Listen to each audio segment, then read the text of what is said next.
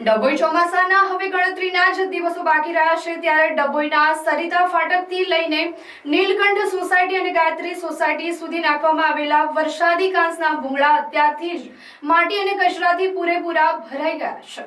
આ ગંભીર સમસ્યાને લઈને સ્થાનિક રહીશોમાં નગરપાલિકાના તંત્ર સામે ભારે નારાજગી વ્યાપી છે। વારંવારની રજૂઆતો છતાં તંત્ર ઘોર નિદ્રામાં છે। મળતી માહિતી મુજબ સરિતા ફાટક પાસે આવેલી નીલકંઠ સોસાયટી, ગાયત્રી સોસાયટી સહિત આસપાસની અંદાજે 5 જેટલી સોસાયટીના રહીશો દર વર્ષે ચોમાસામાં જળ બંબોળની સ્થિતિનો સામનો કરે છે। વરસાદી કાંસ અને ભૂંગળા ઠેર ઠેરથી પુરાઈ ગયા હોવાના કારણે વરસાદી પાણીનો યોગ્ય નિકાલ થતો નથી, જેના લીધે દર ચોમાસે લોકોના ઘરોમાં કેડ સમાન પાણી ઘૂસી જાય છે અને ઘરવખરીને મોટું નુકસાન થાય છે। આ બાબતે સ્થાનિક નાગરિકો દ્વારા નગરપાલિકાના સત્તાધીશો અને વહીવટી તંત્રને અવારનવાર લેખિત તથા મૌખિક રજૂઆતો કરવામાં આવી છે।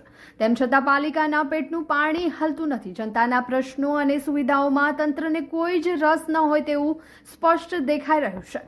આ દર વર્ષે અમારે નરકાગાર જેવી સ્થિતિમાં જીવવું પડે છે। તંત્રને વારંવાર રજૂઆત કરવા છતાં કોઈ પગલાં લેવાયા નથી।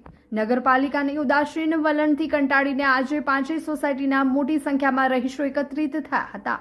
તેઓએ એક સુરે વહીવટી તંત્ર વિરુદ્ધ પોતાનો ઉગ્ર રોષ ઠાલવ્યો હતો, સમક્ષ પોતાની આપવીતી રજૂઆત કરી હતી।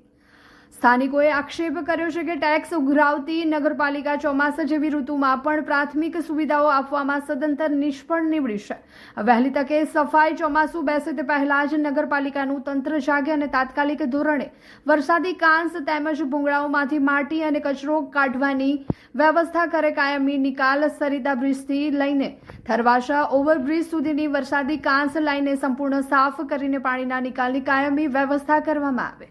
જો સમય રહેતા આ ભરાઈ ગયેલા ભૂંગળા સાફ કરવામાં નહીં આવે તો આગામી ચોમાસામાં પણ વિસ્તારો ફરીથી બેટમાં ફેરવાઈ જશે અને તેની જવાબદારી ડભોઈ નગરપાલિકાની રહેશે તેવી ચીમકી પણ રહીશોએ ઉચ્ચારી છે। હવે જોવાનું એ રહ્યું છે કે જનતા આક્રોશ પછી તંત્ર જાગશે ખરું। વારંવાર રજૂઆત કરવા છતાં નગરપાલિકા તરફથી કોઈ એક્શન ન લેવાતા આજે ભેગા થઈને નગરપાલિકાને સત્વરે વિનંતી કરીએ છીએ કે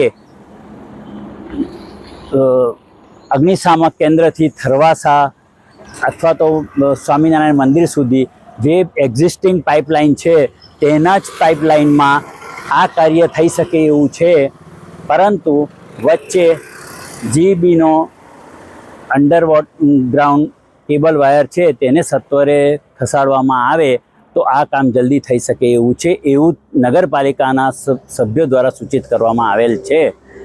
અમે માત્ર એટલી વિનંતી કરીએ છીએ કે આ કામ બને એટલું જલ્દીથી ચોમાસું આવે તેના પહેલાં લોકોના ઘરોમાં પાણી ના ભરાય એ પહેલાં કરો, નહીં તો અમારે સત્યાગ્રહ કરવાની જરૂર પડશે।